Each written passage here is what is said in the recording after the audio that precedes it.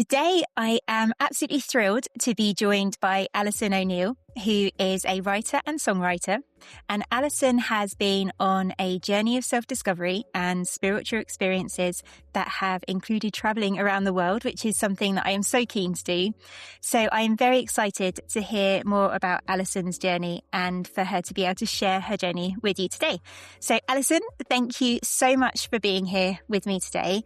I'm going to dive straight in, as I believe you've had some different roles or identities in the past. So I wonder if perhaps you can tell us a little bit more about who you were before you became Alison, the writer and songwriter.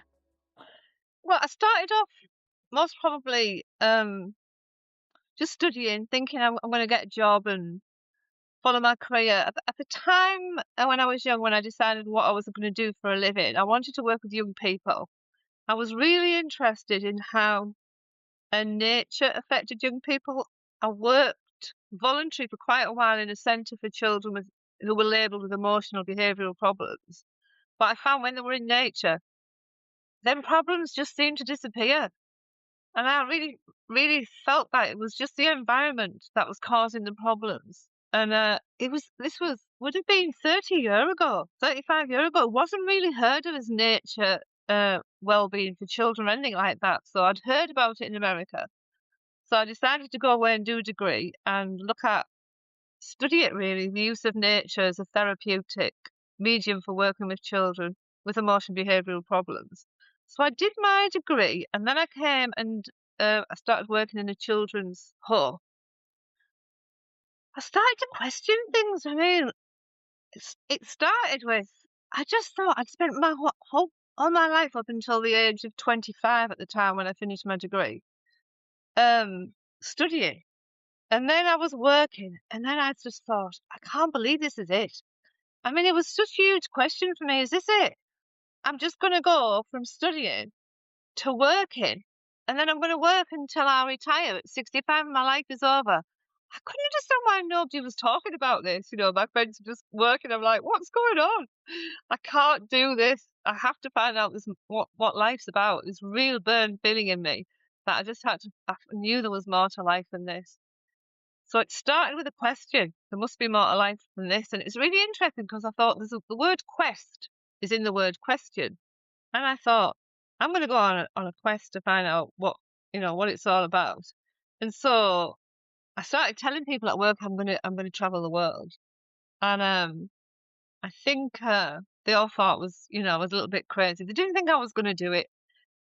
Because I worked in a children's home, the police used to come in a lot, and they used to always say, "Oh, you haven't got away yet. You're not going." And this went on for quite a few years. And then eventually, I saved enough money. I bought a round the world ticket, and I went traveling. Started up in Mexico City, went right up the west coast to America, and then through Africa.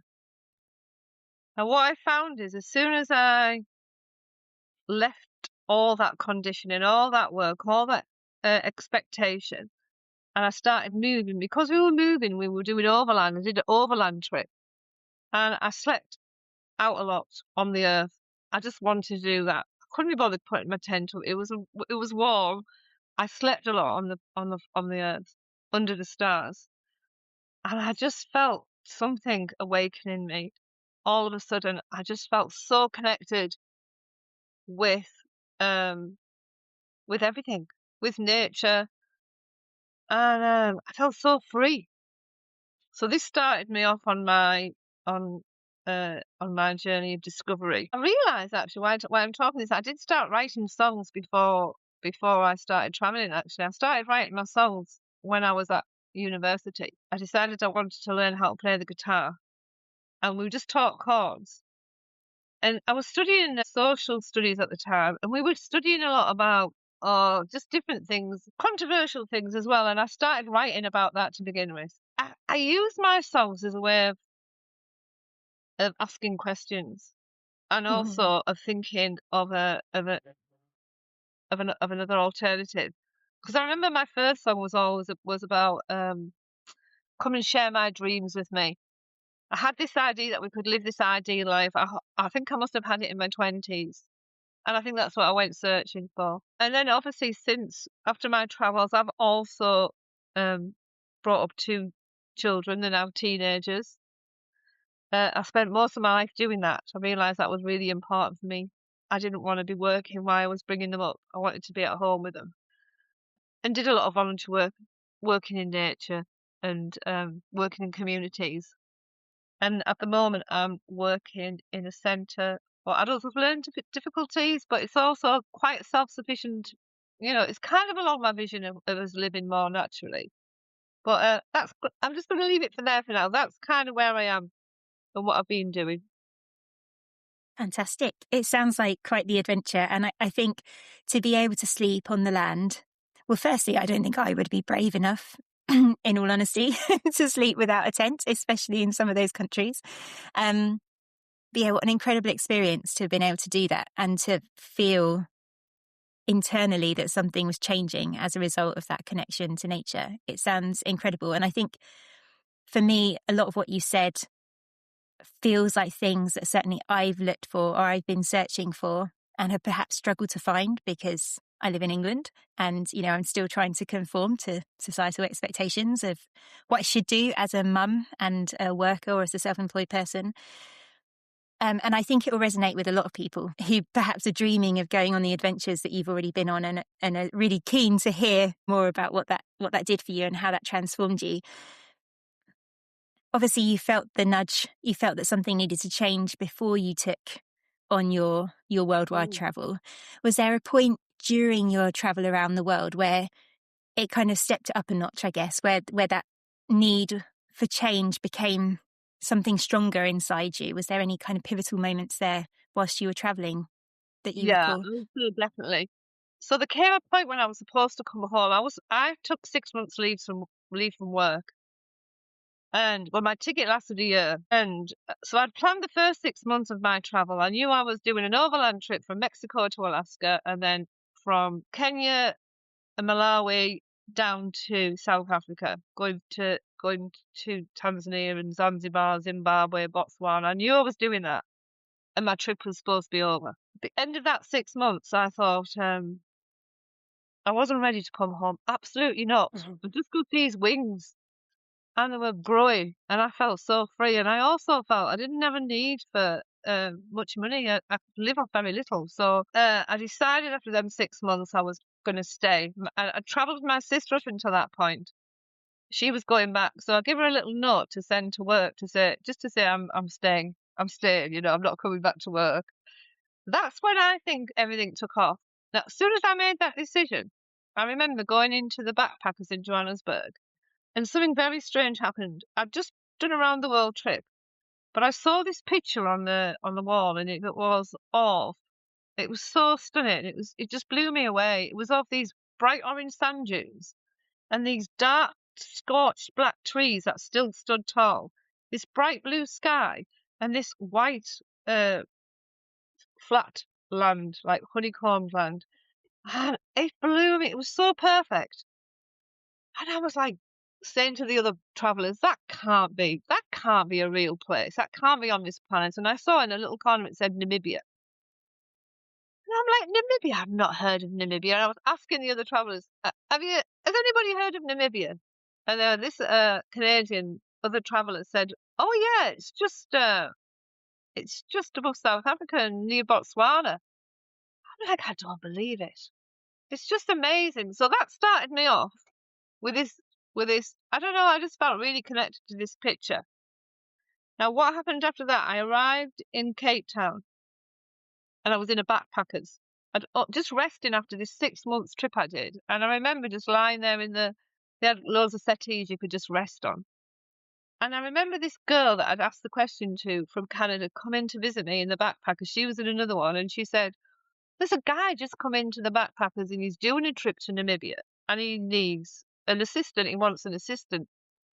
I'm like, oh, that's for me. That I just knew it was for me. Go to visit him. And he said to me, he was leaving it. Yes, I could go with him. It was free food, free accommodation. And I just had to meet him like in a couple of weeks' time, 6 o'clock in the morning to get the truck ready. So I arrived ready to meet him. and we meet the rest of the group, some just young travellers, well, you know, in the 20s and 30s, going on this trip through the desert up to Zimbabwe. I'd already got used to you know, traveling this way. I've done it now for 6 months, and I was feeling this real connection to the land. And what happened is, on that trip, is about a week into that trip, we were deciding we were going to go and see a particular place where you could see the sand dunes. The Swakopmund, it was called, and the desert is a very strange place.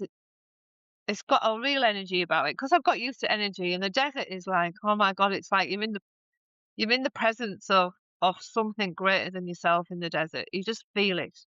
And we walked in, and all of a sudden the rest of the group disappear apart from these two guys that I'm walking with. And we're totally lost now in the desert. Anyway, I just start walking, and eventually I come to this sign, and it was just pointing I mean, there's nothing in the desert. There was and all of a sudden a table and a sign. Well, I'd already got used to this idea of following signs and signals. So I go over these sand dunes, sand dune after sand dune, with these two guys, and they're panicking something, you know, we ended up in the middle of nowhere. And we go over the third sand dune, and I arrive at that picture. 2 weeks after seeing that picture, I arrive at that picture. It blew me away. And something happened. I felt at that time, I didn't have an agenda. Wasn't going back to work. I felt spirit was calling me, like this feeling. And I remember I just put my hands up like that, and I said, yeah, you can use me. You can use me. That's all I said. And eventually we come back to that seat again, and the guys were panicking because they just felt they were lost, and I felt I'd just been found spiritually. And they were like, and my shoes melted in the sand. You see, the sole of my foot came off my shoe, so I just had a camera strap. So I thought I'll just tie my camera strap around one of my soles and a headband around the other. But they were panicking it, so I said, "You just go ahead, I'll catch you up." And so they go off, and now I'm on my own in the desert, and a few strange things happened in that time. But I was never scared. I just felt really, really more and more connected. And eventually, when I came out and found the rest of the truck, they were all searching for me, panicking. And I was like, oh no, you don't understand. This is like amazing what's just happened, you know. But nobody really understood what I was talking about. So that kind of led me on a journey then, because after that, I just followed something within me. I got back into the backpackers after that trip, and I thought, right, I've got no money. I need to find a way of making money. And I remember plugging the kettle into the wall, and next to the kettle on the wall was a housekeeper wanted for a backpackers in Cork Bay. I knew that was for me. I phoned them up. Next minute, I'm in a backpackers. I've got a place to stay, and I've got food. And eventually I moved up to a mountain in the huts overlooking a township. And on Boxing Day, I was invited into the first township. And it blew me away. I can't even explain it. I watched it for a while when I lived up on the hut, this great big township, but it was a township that wasn't in the city. It was right by the ocean. It was in the most beautiful spot. And I remember walking in and feeling this real sense of community spirit. And I just felt I'm very, very curious about how people living like this. But also I felt it was Boxing Day. There was a lot of music. There was a lot of community spirit. Everybody was friendly and happy. And I felt this is how I wanted to live. I just wanted to live a simple life in community.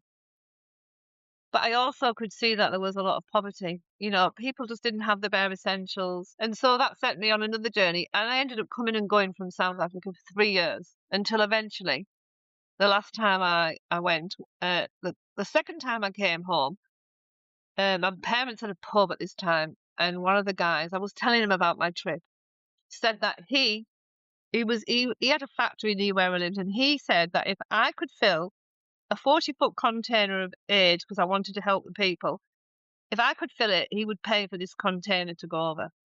So then I spent a Amazing. whole year filling this container with stuff. But the most amazing thing was the help of the people. People just started bringing me stuff. People helped me. It didn't really solve the problem of the poverty. It didn't solve the problem, and it was a big learning curve for me, that whole thing. But in that whole journey of filling that container and taking it over, and then arriving back in Namibia and asking a lot of questions. I asked a lot of questions. I ended up back in Namibia the third time I went, and I walked up the top of the mountain. I mean, I didn't know things like vision quests and all that at the time. All I knew was I needed to have answers. I'd got a boat back over into Namibia because I needed to get my visa renewed, and I sat on top of the mountain and I asked, "Where do I go from here?" And I got a very simple answer, two answers. You've arrived, and we need to start again. So my whole writing is about that journey. It's called The Journey to the Promised Land. And it's about the vision that I was given of how we were going to change and move back onto the land and live in community in harmony with the earth. Now, that vision was in 2000. It's now 2026. It still isn't being put out there. So, but that is the point. That question was really good because the point was when I saw that picture and I went there and I thought, this is how Spirit was speaking to me, just through pictures and signs, but also through a feeling. Yeah, so that was the point that changed for me. I'm kind of lost for words, in all honesty. I was trying to think of something to say, but I think that whole story just blew my mind. I think that feels like something that so many people go searching for, like their whole lives, to try and find a connection to something that's greater than them. For me, I'm not religious. It's a belief that there is something greater and it is the universe and it will steer me and guide me. Yeah. And just the idea that you had the courage and at such a young age to trust how you were being guided and to not know your next steps, I think is just absolutely incredible, because so many of us, myself included, are just living in this fear almost of, okay, I need to have it all planned out. I need to know, we're taught to reverse engineer. We're taught to set our goals and then reverse engineer how we're going to reach those goals, and to then flip that on its head and to trust that the path will reveal itself, or that you'll be guided, or that you'll be shown the signs, and that, maybe you have to be shown those signs multiple times for you to be able to make the right decision. Perhaps there'll be some wrong, turnings on the way, perhaps, but all of that, of course, is experience and learning and growth. I'm just in awe and thrilled for you that happened at such a young age and that you could then explore that over. I know, you said it's since the year 2000, and I guess there must be an element of frustration that maybe that's not quite realised in the way you imagined. But I guess, what's stopping you now, do you think, from realising that 2000 vision today? It's really interesting because I used to get so frustrated. When I first came back from South Africa at that last time, I couldn't go back. I never had enough money to get. It was like that was it. It was like that was the end of me going over there. For some reason, a few things happened. I ended up doing an MA, but I was starting one. I didn't finish that one. But also then I had children. So all of a sudden, that obviously changes everything. But I used to get so frustrated that I'm not back. I should be there. I should be, at that place where I had the vision. And it ate away for a lot of me. But then I realised I had these two lives that were so dependent on me, and that became my focus for a lot of times. But I always my plan was I wanted them out of the system. I didn't want them to be part of education. I didn't want them to be part of this world we were growing into. So what happened is, it was interesting because first of all, I found a community in Wales where there is an amazing woman living off the land, and she's been a real inspiration to me. And I thought, right, I'm just gonna go there and live there. But what really happened is I found my own community where I live, Saltburn by the sea, and I realised when I had my children, I had a community around me, and I didn't realise until I was pregnant that the people that came forward and helped me, looking after the children, and I was by the sea. I did still have the woods. It wasn't Africa by no means, but it was a small bit of freedom that I could put the children into a pushchair and take them into the woods or go on the beach. But I lived in a one-bedroom flat for 10 years with the children in a very small space. But I think because I've learned how I live in a shack. You know, I did end up living in the townships for a winter. A one-bedroom flat was a big deal, you know, for me because I'd live in such a minimal space. It wasn't such a big deal. Something's happening though. It feels like this year is really, really significant. For me it is because I'm a fire horse. And the fire horse year is a very significant year. I've been doing a lot of work with it, with myself and with my friends. So I've been doing a lot of reading on it. So the last fire horse in 1966 was when there was a huge revolution, women's lib, and this whole make love not war mentality. That was 60 years ago. I don't know. I've got a feeling that I've been all this time, even though I've been frustrated, it's been a build-up of something, and this is the year. I mean, all the signs are saying to me, this is the year. The year of the fire horse is the year of revolution. You know, all my writings telling me that it's the time to take your vision and believe in it and send it out there, to have the courage to go with it. And so I find it quite amazing that I signed up for this course last year, 59. I wouldn't have been able to do it after I was 60. I wouldn't have got the funding. And now here I am doing the course. I've got all these songs that I've written. I've been writing songs now since I was 20. I have a whole load of songs that have all got a little message, and they've all a bit of part of the message. And I've got this book that I didn't even realize until I found two old memory sticks. I've literally written the first half of the book. Well, up until coming back from Africa, up until the year 2000, I haven't actually written from the year 2000 till now. But I must have, I don't know, I must have like, 30 little books, journals that I wrote in all the time I had the children. And I thought, I haven't got time to properly write. I kept writing in these journals, thinking at some point I'll be able to fit it into my life. So, and for me, this is the and I say that to all my friends and everybody out there. This is the all the energies, all the power, and everything is set in motion for this year to be a year when you can live your dream and be bold enough and courageous enough. And this is what I'm feeling within me. And I've always had, you know, you always have that doubt because we've been fed it, you know, in a way Yeah. that we've got to fit into this system. But, you know, the system's they're crumbling anyway. I mean, far worse than I ever thought it would. But there is a new world coming, and it's absolutely beautiful. I mean, if we live off the land, growing our own food, drinking fresh spring water, and somehow managing to do some, you know, clear the air, then we can live in paradise. We don't even need much. Humans don't want much. They want a little dwelling. They want to be warm. But the main thing that we want is we want to be around other people, and we want to be Yeah. close to nature. And they're the things that's been taken away from us. Yeah, Everything, you know, the absolutely. fire, the water, the air, the earth, it's all been slowly taken away until now we're in these concrete towers. And we're supposed to fill them with all this material stuff. But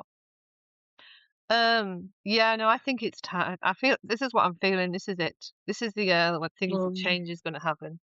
So I'm really excited about that. Yeah.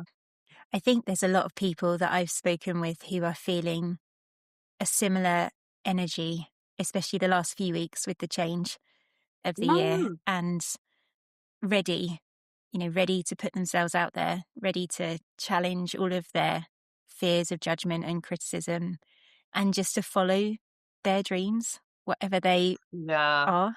Yeah. And so I guess actually that leads nicely on to another question. Ali, what's your dream? Yeah, what's my dream? My dream is that we'll all leave this system, that we'll all gather in groups, you know, a little bit like the old tribal system where we'll live in communities, like what I've kind of experienced in South Africa. But it'll be beautiful. We'll just all grow up. We'll all, what I really like to see is that we're all gifted. at the age of 18 an acre of land. This is what I would love to see. But you're taught from naught till the age of 18 how to look after this land. This is your gift. You don't own it. You're looking after it until you pass it on to your children. So you've got this piece of land, and you're going to learn how to cultivate it, how to build your own little house, how to find your spring water. Clear, pure spring water is so important. Get your spring water. Get your piece of land. If you meet somebody, you put them two acres of land together. Now you've got 2 acres. That's enough, and then you can be passed on, to the next generation. So I imagine no more than 150, 200 people living. Really, you don't want to be too big, because we have to be able to watch out for each other. So we would know if somebody's struggling or being hurt or abused. We would know, because we would know everybody in that community. So we wouldn't need social workers or we wouldn't need all that, because we could do it within the community. And everybody's got a voice. Every voice is heard. Everything is your teacher, and everyone is your teacher, and everyone's got a skill. So as long as we learn one skill and we pass that skill on to our next generation, then the community is going to thrive. Where I'm working now, I'm doing basket weaving. I'm making stuff with clay. We're doing making rugs out of sheep's fleece, spinning. We learn these all skills, and woodwork and carving and all that. We only need to learn one skill in the community, and then we teach that to our children. That's what they need to learn. They need to know where to get the water, what wood you use for what plants you use for what. And that's how I see we're going forward. I see it happening because people are looking for an alternative now. And it's possible, and it's easy.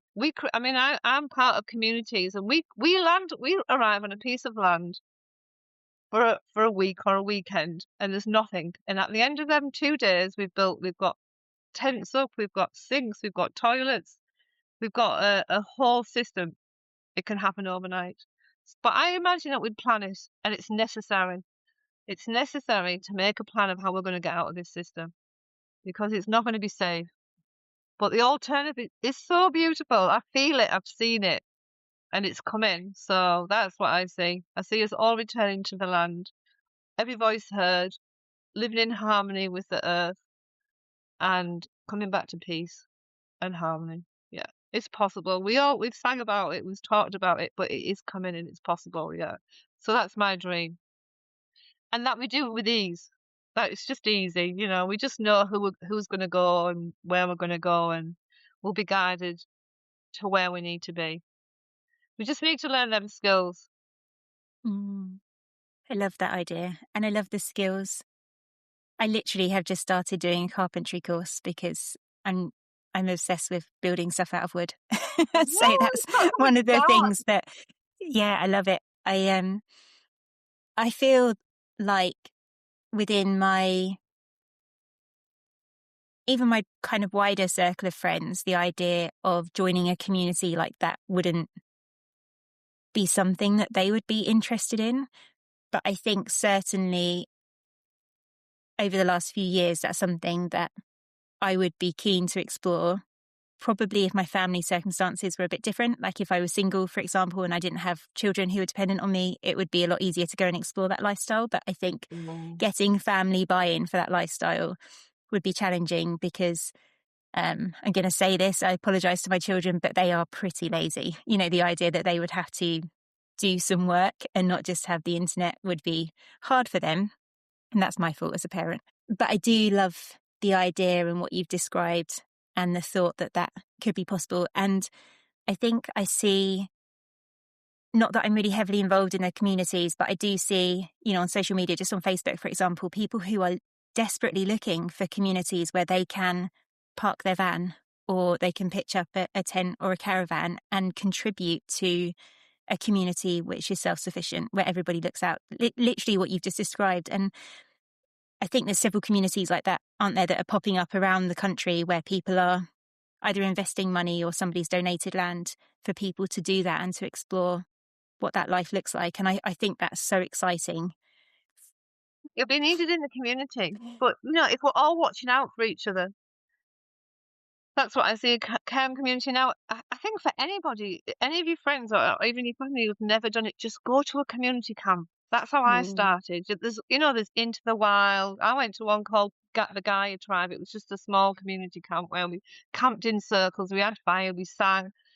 There was mud kitchens for the children, loads of crafts, and we performed. We did cabarets, and I went to a few of the rainbow camps. But there's loads of community camps. My children absolutely loved it when they were younger, and they still love it now. I mean, they're 18 and 20 now, but they still love stepping into that world. I think you just have to take. I mean, I'm not joking. When you walk into one of these communities, it's like walking into the world that you've dreamt of. You won't believe how amazing it is. Amazing.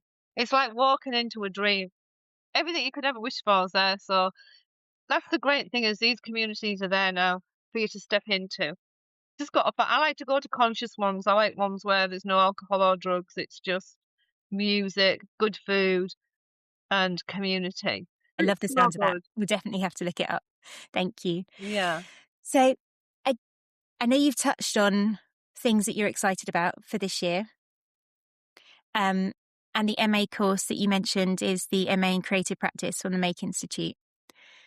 I guess I wanted to ask, what surprises you about Ali today, perhaps, versus Ali in the past? Is there anything now that you think, oh my gosh, I can't believe I'm doing this, or I'm surprised that this is me or part of my life right now? I think I'm just getting really stronger at speaking up to myself, and I think to tell you the truth, I think it comes a lot with going through the menopause. I don't know. I think it's being older and a bit wiser because, I asked myself, why did I never set this up, when I was in my 30s? I had this big idea, this big vision, and then all of a sudden it became too big for me. And I thought, and I just, whenever I came back to England, I always felt really small and insignificant. I felt different when I was in Africa, and I think now, at my age now, yeah, I don't have that. I mean, I speak my mind, I say what I say, and I'm really, I really like to try and encourage other people as well to find that courage to live that life they really want to live. And I still come back now. I'm still living in a house on my own with my two children, but I'm part of a community. We were only away last weekend. Families, some single mums with children, some couples. And as soon as we get into community, it's so beautiful. And we sing and we laugh and we eat food together. And the children absolutely love it. But I'd say about me, I'd say I'm becoming stronger in speaking up and speaking out. And I'm starting to do my writing, which has always just gone away. I write it and I leave it. Where now I'm continuing it, and I know I'm going to get to the end of it, and I know I'm going to finish it. I did try and sing the other week in a folk club, and it didn't. My voice wasn't so good, and this is what puts me off because my songs are good, but I get nervous. I still get nervous when I sing in public. It was a folk night. Oh, and I could feel myself getting nervous again, and I thought I've still got that. I've still got that nervousness. I'm okay if I'm round a fire and it's calm and I know the people, but in an unknown audience. So I'm trying to work on that. So I've signed up this morning to do some singing lessons, and I've also thought maybe I'll just speak it. I'm much better at speaking than singing. I thought actually, and I did it to myself this morning. I spoke my song. My last song is about calling people back home. And I noticed it sounds pretty powerful speaking it, not and singing it anyway. So I'm trying to decide whether I take singing lessons or I just speak my songs as poems. So that's where I'm at with that, with my singing. But yeah, this is really good for me. This is something new for me, and it's a great thing, the podcast, because I feel like I've got something to say, but I never have the opportunity to say it. So Emma, I really appreciate you giving me the Thank opportunity you. to speak my truth and for you to listen and to create an audience to hear them as well. This is great for me. This is something I've not done before. So this is a new Thank you. thing. I'd like to do more of it actually. Yeah. I think it's Yeah. important. I think it's important for people to have an opportunity to speak the truth because we've been blocked especially women have been blocked for a lot from speaking up and speaking out and saying what's true for them. I feel like it's my hormones. I think it's something to do with being empowered. But I'm not saying that you can't do it, before the menopause. But I think for me, it took me that little bit longer because I was a bit shy. Even though I could travel, I was happy traveling. In certain situations, I was shy. I was shy at school, but it grew out of me as I got older. Yeah. And I am really looking forward to hearing some of your songs, whether they're spoken or sung. Is there anywhere now that we can hear or read your lyrics, or is that something that's coming soon? Watch this space. Yes. So I'm going to set up a Substack account, and I think I'll be able to put my songs on there, my writing. I'm hoping that's what you can do. So yeah, apparently you can, I think, and you can do interviews, I think, as well. So that's what I'm going to try. I'm going to try Substack. I don't really know anywhere else I can do it, but I might even just start going to. I'm hoping I'm going to start going to poetry or folk nights. I'm not going to stop myself from that bad experience. But yeah, I think I'm going to go online. I think Substack and maybe see what else is out there. This good. Technical thing's all new to me, but I think it is a good way to expand your audience. So this is what I'm looking into. Yeah, absolutely. And once you're out there and it's live, we can add it to the show notes for this podcast so that people can follow the link and listen or read what you've produced so you can share your words more widely. So that'll be exciting. I have a final question, which is something that I've kind of stolen as an idea from a very popular podcast called Diary of a CEO, where they ask the same question to everybody who comes in. My question is slightly different. It's not for the next guest, but it is for anybody who's listening. And the question is, if one woman is listening right now who feels the nudge and wants to make a change in their life, but is scared to act, what would you want her to know? I'd say everything changes when you make that decision. So everything changed for me when I decided to not go back to work and to go off on my own. And it happened more when I was traveling on my own, because something happens when you really go after something that you really want and you say yes to it. The universe opens up and just opens the doors to you. But you've got to make that first step. You just got to make that first step, and magic and miracles will follow you. Just keep trusting. Just keep believing. Spend a bit of time sitting with yourself and quieting your mind so you can really listen to your heart. And I find that when I get so busy, stop, take a breath, listen to your heart, and then step forward, and doors will open. Just do it. It's just, and don't leave it so late. I feel like I've left it a little bit late. I'm 60 now. I'm not too late, but I wish at 30 I'd gone a little bit. I'd done it a little bit more, then. But I don't regret anything, because I think everything happens for a reason, and everything's in divine timing. But if you want to change, do it. Don't regret it, because there is an amazing world out there, and there's great opportunities. Yeah. Thank you. Thanks, Ali. I think I would certainly fully agree. I don't always necessarily follow that advice. I'm one of those people who believes it, but I'm not so necessarily so good at actioning it. Thank you so much for sharing your story. I think there were numerous times when I've just sat here thinking I could talk about this for hours. I've got so many questions. Like, I want to explore. I want to go back to Namibia and I want to ask questions about this, and I want to go into the township and find out what it was like to live in a community where people are living in extreme poverty. And there's just so many questions. Number one is like, how were you not scared of scorpions and snakes and things like that when you were sleeping on the floor? Like, literally. So maybe another conversation for another time. But thank you so much for giving up your time today to come and speak to me and to share your story and the experiences that you've had. I am fully confident that there will be people listening to this today who are going to draw so much inspiration from your story and the path that you've taken, and how brave and courageous you've been at times to trust your gut, your intuition, the universe, whatever it is for the person listening that can apply your experiences to their own situation and hopefully find what they need to find internally to take their next step and to follow their nudge into whatever's calling them. So thank you so much, Ali, for being here and sharing your story. And I look forward to hearing more about your music and your book or books or whatever writing you're planning to produce this year when your fire horse starts galloping. So thank you. Thank you so much. Thank you. Yeah, just going to say, so the book's going to be called The Journey to the Promised Land. That's going to have a little bit more of the information in about Namibia and the townships and the content. Fantastic. So thank you. Thank you for listening. Thank you so much for listening to this special guest episode of The Purposeful Shift.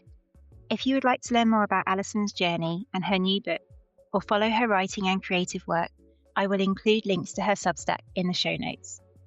Next week, I will be back with another solo episode, this time exploring future-focused thinking. Please do hit subscribe if you'd like to be notified when future episodes are released. And as always, thank you so much for taking the time to listen and to share a little bit of your day with me today.